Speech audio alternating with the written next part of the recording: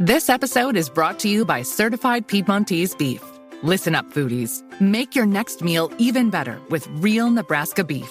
They have healthy, tender, delicious Italian heritage beef, grass-fed and sustainably raised on lush pastures in the Midwest. You can even create your own personally curated meat box that's shipped right to your door. To get 2 free steaks with any purchase over $50, use the code FREEBEEF at checkout. Learn more and shop exclusively at cpbeef.com.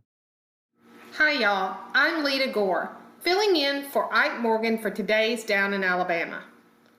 Before we look at what's going on in the news, it's important to note that today, July 7th, but 117 years ago, Leroy Robert Paige was born in Mobile, Alabama. You likely know him best by his nickname Satchel, a name he picked up as a bag boy at the local train station. Satchel Paige's mother said his love of baseball began early, but he didn't learn to pitch until a 5-year stint in reform school in Mount Meigs, Alabama. His professional pitching career began in the Negro Leagues, where he played from 1926 to 1947, spending time with a host of teams, including the Birmingham Black Barons. At the age of 42, he became the oldest rookie in the major leagues and the first African-American pitcher in the American League, making his debut for the Cleveland Indians on July 7, 1948, his 42nd birthday. The Indians would go on to win the pennant, and Paige would become the first African-American to pitch in the World Series. It is estimated that between 1922 and 1963, he pitched in more than 2,500 games and won 90% of them. He was the first representative of the Negro Leagues to be inducted into the National Baseball Hall of Fame. Paige died in Kansas City on June 8, 1982. With that piece of Alabama history behind us, let's look at what's going on around the state today.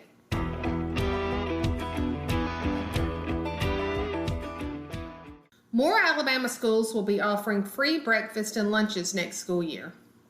Meals were free to every student in every school from 2020 to 2022 because of the COVID pandemic. That ended in 2022-2023, creating confusion as some parents didn't know they were required to complete forms required for free and reduced price meals. But school districts where at least 40% of the students qualify for free and reduced price meals or are enrolled in SNAP or Medicaid can implement the program, called Community Eligibility Provision, or CEP. It doesn't have to be an entire district to adopt CEP. It can be done on a school-by-school basis. Jefferson County offers free meals in 37 schools. Haleyville City Schools, Lamar County, Lauderdale County, Scottsboro City, Attala City, and Winfield City have all recently joined. Statewide, 812 schools are eligible to implement CEP, but only 536 schools are enrolled. Schools who wish to enroll in the program have until today to do so. As it turns out, Nico Japanese Steakhouse in the Florida Panhandle had more problems than just 7 customers being poisoned after someone allegedly laced their food with narcotics.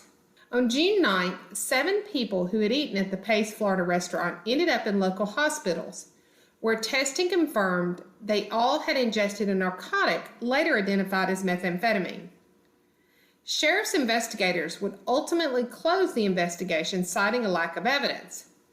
But the Florida Department of Business and Professional Regulation found additional and numerous health violations when its inspectors visited Nico in the days following the incident. 8 violations were found, including food being improperly stored, fly tape placed over the cook line and hibachi carts, and employees who lacked proof of health training. The restaurant was issued a warning, but allowed to remain open, though subsequent inspections found additional violations. You can read more on AL.com. That's all we have for today. Check back with AL.com throughout the day for the latest in what's going down in Alabama.